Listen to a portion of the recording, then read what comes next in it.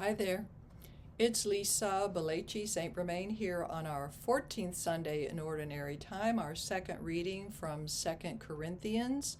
And this is about St. Paul's thorn in the flesh, right?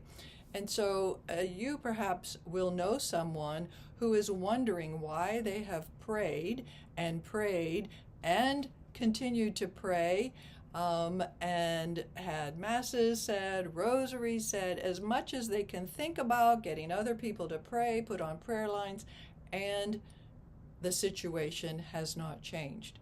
And so this is an important reading for all of us who have gone through that situation. And so I want you to be sure to take it slowly and know that there are people that you are reading this to who need to be reminded that even St. Paul had to suffer, kept suffering, and God didn't answer his every prayer for whatever reason it is, right? And so he actually said, it is when I am weak, then I am strong, that the power of God can come through me. So let's take this slowly as we go through it.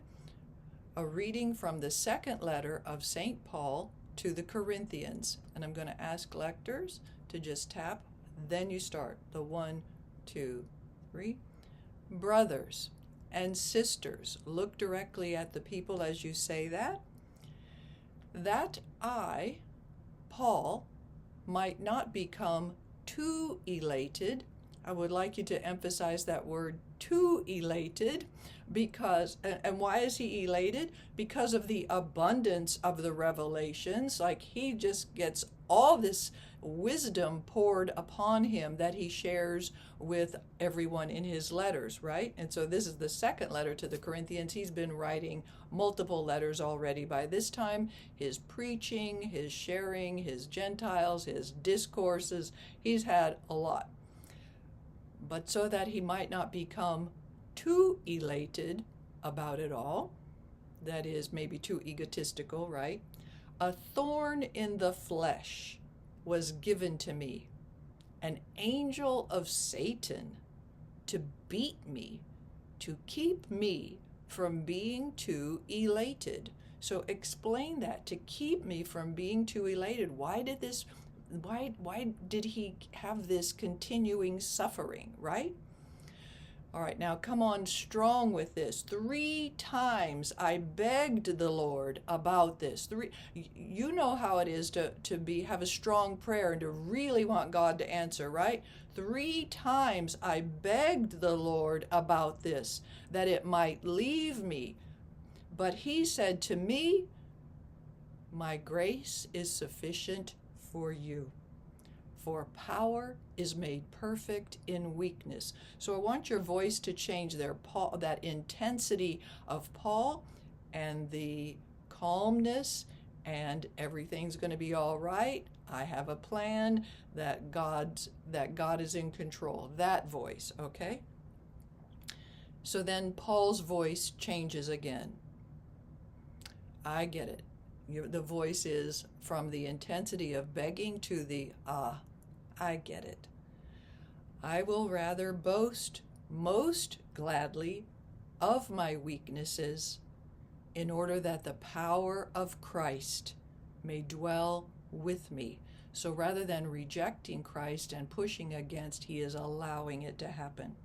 Therefore, I am content with weaknesses. Here's a list, so you're going to take them slowly. Weaknesses, come back to the book. Insults, a different place in the church, come back to the book. Hardships, come back to the book. Persecutions, come back to the book. And constraints. I want you to come back to the book each time so that people who are going through each of these may feel that they are not alone, that you don't just whip through this list, but that you take it so slowly, for the sake of Christ. Semicolon, long pause, because now here's the punchline. For when I am weak, and now I'm turning into a smile here, then I am strong. I get it. And my voice isn't dropping too low. Then I am strong. Okay? 1, 2, 3. The word of the Lord. It's the promise of the Lord. Let your voice be very strong on that. The word of the Lord. Okay?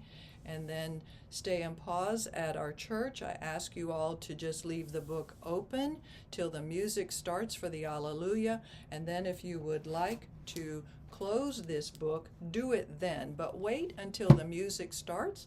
Clunk. Wait until the music starts so that the people who are looking to you as a role model will think about what they've just heard. God bless.